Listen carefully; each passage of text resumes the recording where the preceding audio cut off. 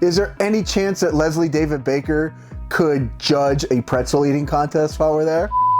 Hey guys, welcome back to another video here on Toned In Entertainment, where we're talking all things pop culture. Everything from wrestling to comics, movies to video games. We talk about a lot of that here on the channel, but today we're going to talk about The Office. And not just The Office, the TV show, but the first ever Office Fan Fest. This week, I talked to two of the event's organizers, Adam and Amber, and let me tell you, they're really excited and they're really passionate and committed about putting on a great event for us Office fans come July of 2020 in Scranton, Pennsylvania. Now, this video is a little bit different than the videos I usually do. That's because I'm here in Miami, Florida, Amber is in Connecticut, and Adam is in Kentucky, so we had to do the interview this way, but let me tell you, I had a lot of fun doing it, and it is a little bit long, so just in case you want to pause the video now, maybe grab a bowl full of pretzels. You're probably gonna need them, but there's a lot of fun here in this interview, and there's a lot of good information leading up to the festival. I'm here with Adam and Amber, correct? Yes. You guys are the guys organizing the Office Fan Fest. Yep. Now, how freaking awesome is that, like, for us Office fans, that finally we're gonna have a convention? Well deserved. Well deserved. We're really excited. This has been, I don't know, this has been an amazing process, and just being able to see how everything's put together. It's been really good. It's like, how big of Office fans do you have to be to start up your own convention? Office fan, I don't know. I've seen some people in the groups that's watched it, you know, like they say like hundreds of times. I don't know if I've seen it that many, but you know, I've seen it probably good 30, 40 times all the way through at least, so. Like 30, 40 times for, what is there, 12 seasons or 13 seasons of The Office? 9 seasons of The Office. Like, you got to think how many hours of your life you spent watching one TV show.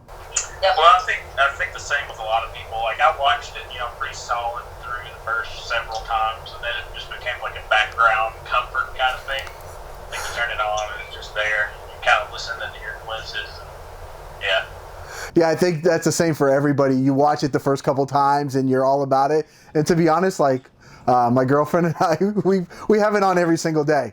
Like, you know, it's something that's on. Like, I don't know what it is about The Office that isn't like on other TV shows that you can just put it on every day, and it's just so easy to watch. I think the characters just become so relatable, and not just to yourself. You know somebody like that, so it's just a fun situational show to watch. One of my favorite shows growing up was like Married with Children. Definitely a big Married with Children fan. And that was one of the shows I could watch just over and over and over again. Yeah. And now it's kind of transitioned. Now it's The Office that's like continuously on all the time. Yep. Right. And Amber, do you have a favorite episode of The Office? So that's really hard because I love all of them, but I feel like the ones I gravitate towards the most are The Injury and Dinner Party.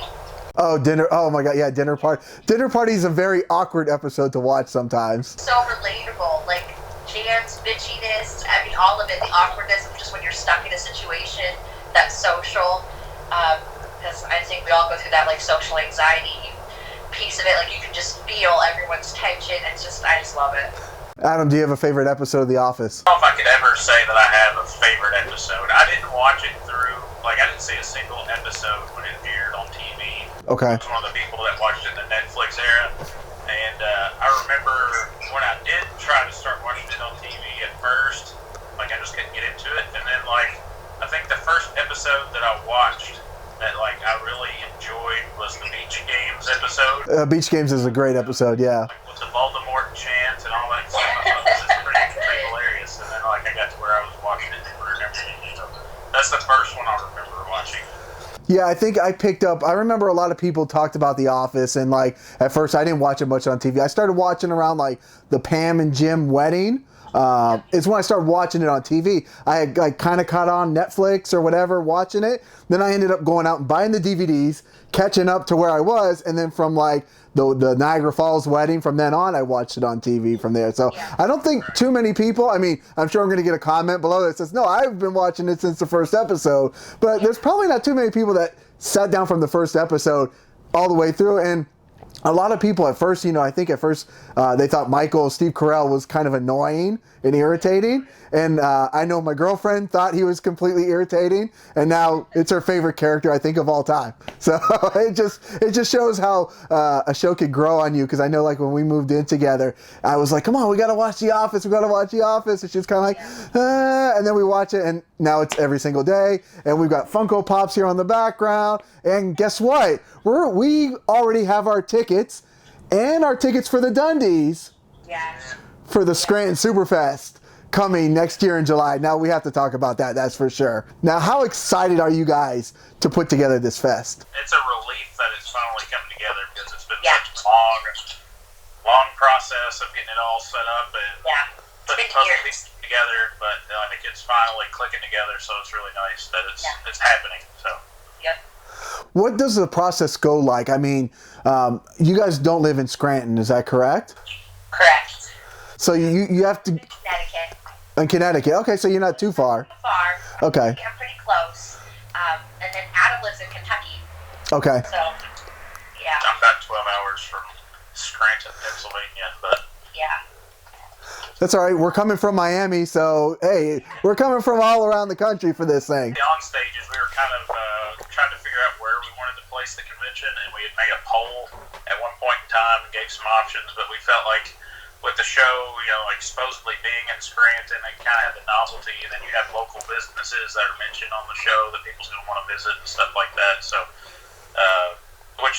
Steamtown Mall itself is mentioned in the mall a couple times. It's called Marketplace in Steamtown now, but it's kind of cool that it's even housed in a place that's referenced on the show. Joe does such a good job of including all of the things with Scranton. Like, it makes you fall in love with the town just watching it through, like, the office building. So, I mean, we knew pretty early on that we wanted to hold it in this town and benefit the town in any way that we could.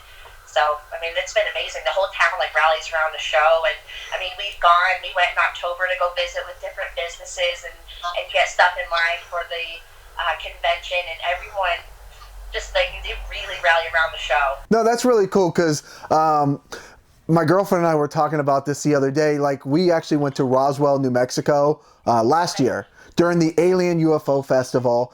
And we were, you know what? We were so excited and we were so ready for it. But you know what? The people of Roswell don't really like aliens, and they don't like people coming in for the festival. And that was one of the things we were talking about. We're like, well, are the people of Scranton going to be excited that all these office people are going to come in? They're all going to be dressed up like the show. They're all going to be quoting the show the entire week. So I guess it's something, it's Scranton. I mean, I think it's just one of the things you have to kind of live with, I guess.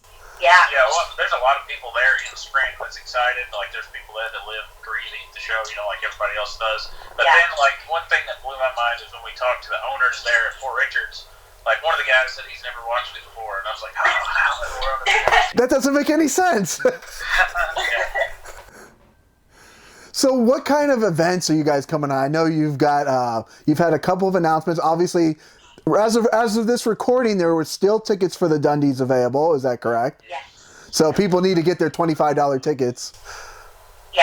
Yeah, because what's going to happen is everybody's going to be like, oh, the Dundies, I want to go. And it's, obviously you can't hold 1,000 people at a Dundies award show. Right. Yeah, it'll be like a terrible graduation ceremony for that many people. So.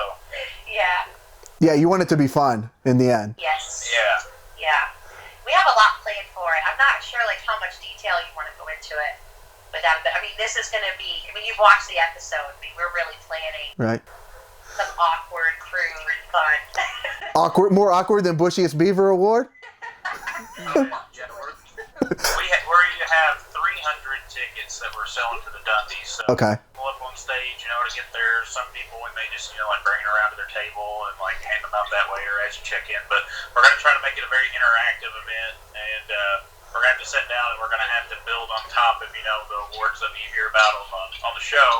We're going to have to come up with a lot of other Michael-esque award titles to give out to people, and it's going to be pretty fun. It sounds challenging, 300 different unique awards. But on top of that, we also have Cafe Disco going on, which Levels Bar and Grill is going to host our primary, Cafe Disco mingle area. So they actually have like a dance club area thing that's going to be worked into it, so that's going to be cool. Okay. Our own Olympics. Yeah, we're going to do some of the show games, but we're also kind of build in a few of our own that as a reference to situations and different episodes. Yeah, you'll have to check that out too, because that's really cool. One of the things I'm really excited about personally is the prop and wardrobe museum. We got a guy coming from California. His name is Tom Butts. No relation to William Buttlicker. Bringing in a bunch of costumes and props. And then I talked to a guy a couple of nights ago that's adding on to the collection. I think his name is Dan Ritter. He's a collector and he goes to a lot of conventions, but he's got some nice stuff he's bringing. I've got a couple of pieces of my own. I brought one of them on here. You can see it's one of the original princess uniforms from the show. So that's pretty cool. That's what the back looks like. I don't know if they ever showed the back on the show or not. I don't think so. I think they just showed, they had a white doll and a black doll, but I think they just showed the fronts of them. Yeah. There you go. There's the 3D experience of that. So we're going to have a lot of new stuff set up for that too, so that's going to be pretty awesome. That's what I could tell you. My girlfriend's off to the side and her mouth just dropped when she heard you say Princess Unicorn. So, I'm thinking my horn will pierce the sky. Pierce the sky. Yeah. Oh my God. I've already got my tickets and you're already selling me again on this convention already. So. Yeah. Now, you guys do have a couple of celebrities already announced, which is pretty exciting. Elizabeth, the stripper, or the dancer, or whatever she wants to go by. Yeah, Jackie DeBaton. Yeah. She's coming. We have Noel Heddock, I believe is how you pronounce his last name. I haven't talked to him. But he's coming. He played Troy, which was Ryan's friend that Dwight mentions as being a Tolkien character. Yeah. Yeah, he has many magical powers, yeah. Yeah, and he was in Threat Level Midnight episode. He's in a few episodes. Right. Then we have Ide, Japanese warehouse worker, #1 heart surgeon. I'm very excited that he's coming. I've talked to him a few times. And then, of course, Leslie, David Baker, Stanley. More people. We've been talking about it. And it's just a process of who we wanted to try to pick up for our first year. So there are going to be more guests. So. Okay, that's awesome, because I think that's one of the things that, I think people are just really excited that, that a bunch of aficionados, I guess, can all come together in one place and just have a lot of fun and get together and have a good time. And I think, having any guests is, almost an extra bonus to this whole thing in the end. Right, that was one of our expectations going into the first year, because we'd like to make this an annual event if it becomes successful, which all signs point that it will be. But when we were first talking about guests and stuff, we didn't even know if we'd be able to bring in one well-known cast member. But at this point, we're at least looking at least a couple, if not a few.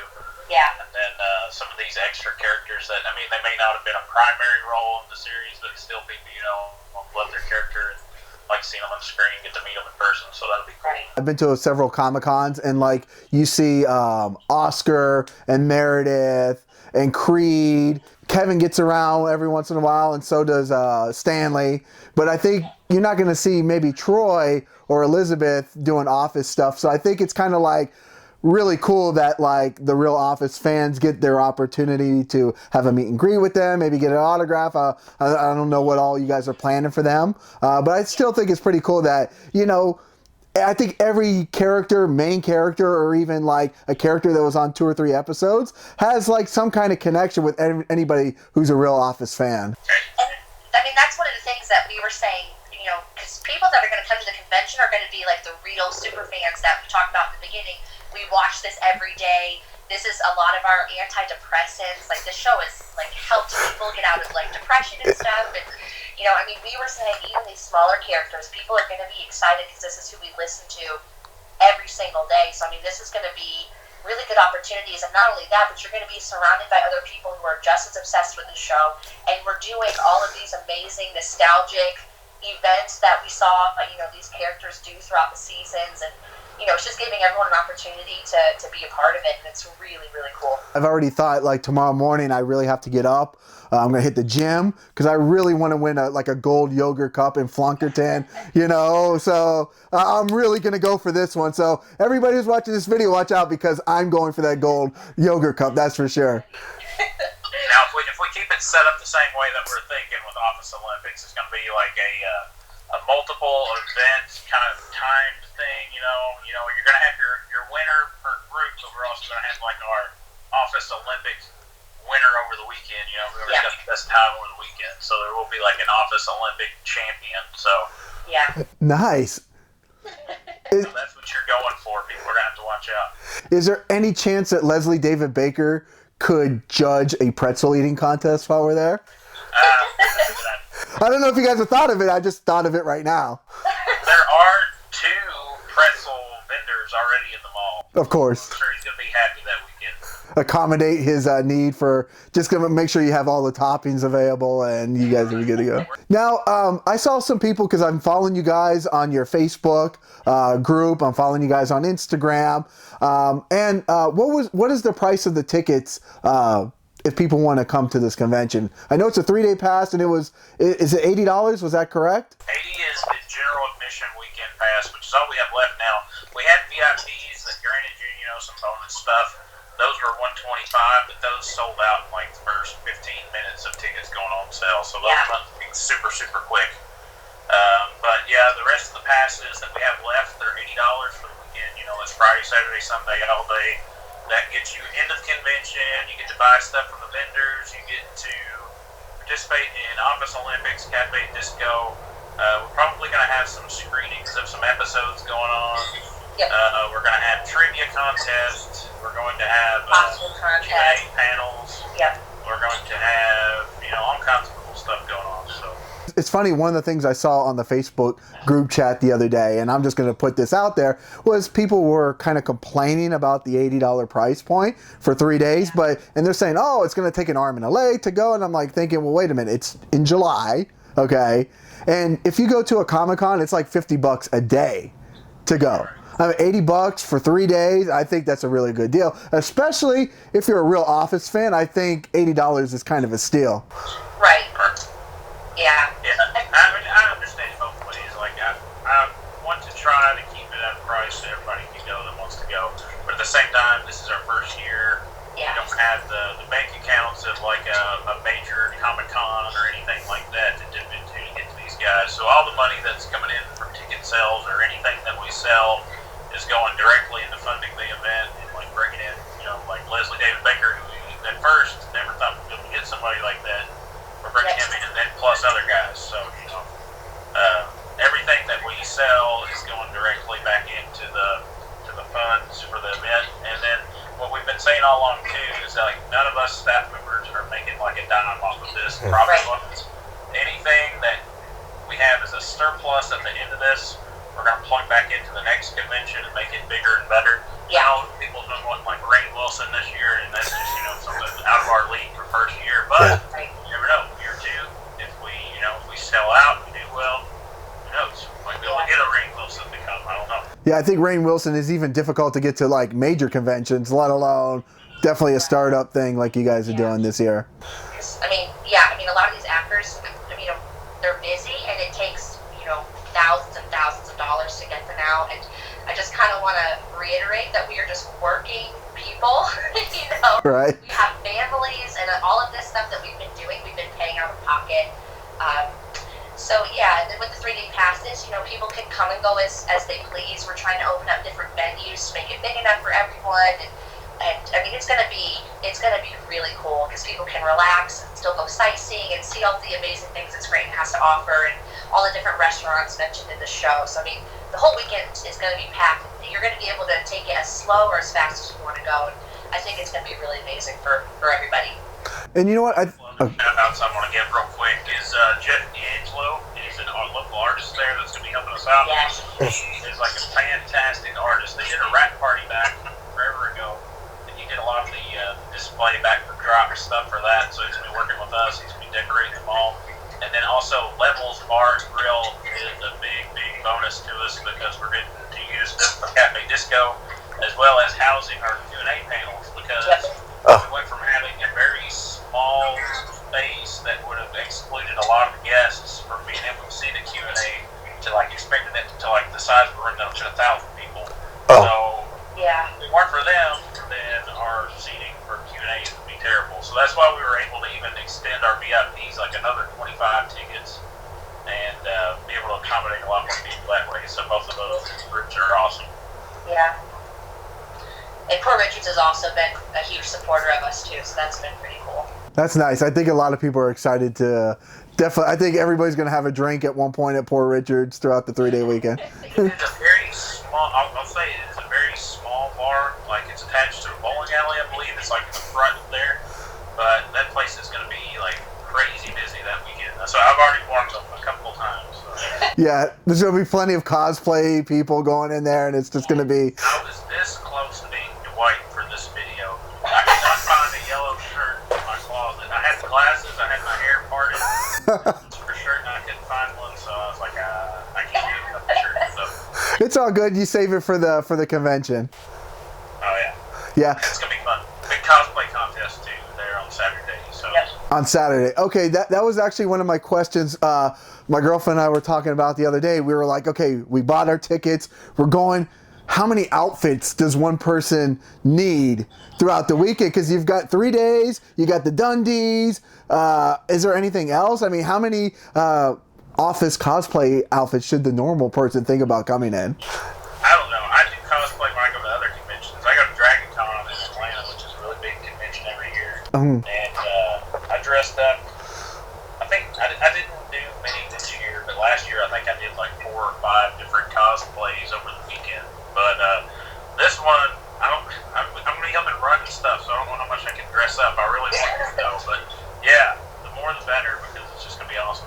Right. Well, I want to make sure you guys, you guys are obviously working really hard to make this all come together, and I know when you guys are going to be there, you guys are going to be working your butts off as well. So I'm hoping like you guys get a few moments to just kind of relax and take it all in and have a good time, because I think that's really important as well, that you guys are working so hard throughout the year to make it happen, and you guys are going to work hard to make sure everybody else is having a good time. Hopefully you guys will be able to at least have a day to like enjoy it as well. Yeah, thank you. We hope so too.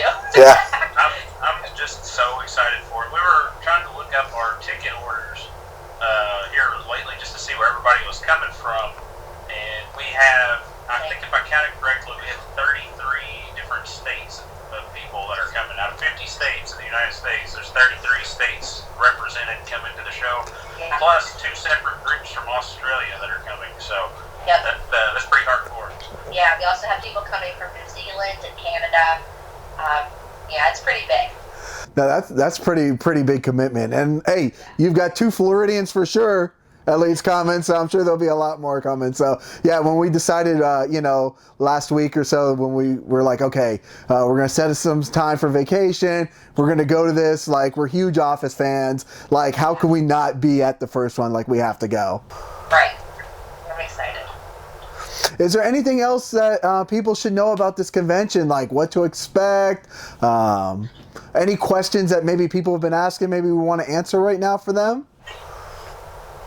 Well, I mean, like I said, we are in the process of trying to sign on a couple more actors. If there's any reasonable cast members that you think that you'd like to see there, like Michael Scott, Jim Krasinski, or John Krasinski, I can't say his name. They're probably not going to be available for first year, just to let you guys know. So, like, if there is, like, an actor, even if it's a small actor, or if it's somebody, like a Creed or a Meredith or whoever that you would like to see there, you can comment on here, comment on our Facebook. Your opinions matter. This is all, like we say, by the fans, for the fans. So, other than that, we just hope everybody comes, has a good time. That's our ultimate goal for this weekend, is that everybody leaves having had a great weekend. So Yeah, no, we've actually met Meredith before, and she's an absolute, she really is a hoot, in person. She's an absolute character. We actually have a t-shirt autograph from her from a rabies 5K fun run, and yeah, she's very entertaining. A story, I got to meet 4 of them in Lexington this past year at Lexington Comic-Con. It was Creed, Meredith, Stanley, and Oscar, and we went into their panel room, and they said it was the biggest panel that they had in their several years of having conventions as far as capacity for the crowd or wherever they had turned people away. We get in there and probably less than 5 minutes into the panel, the fire alarm goes off. Oh, no. And then, like, they're sitting there, and then I think it's Oscar that gets the crowd to start mimicking, like, the fire alarm. Oh. Yeah, Save Bandit! Save Bandit! But, yeah, they're all awesome guys. Yeah, we saw, we went to the panel this year down here in Miami, and they had Oscar and Meredith were here, and we walked in about 5 minutes before it started, and it was packed. I mean, Miami Convention Center is absolutely enormous, and the rooms, and they walked up to the stage, and they're like, are you guys sure you're here for the right panel? Like, you couldn't even see the back of it, you know?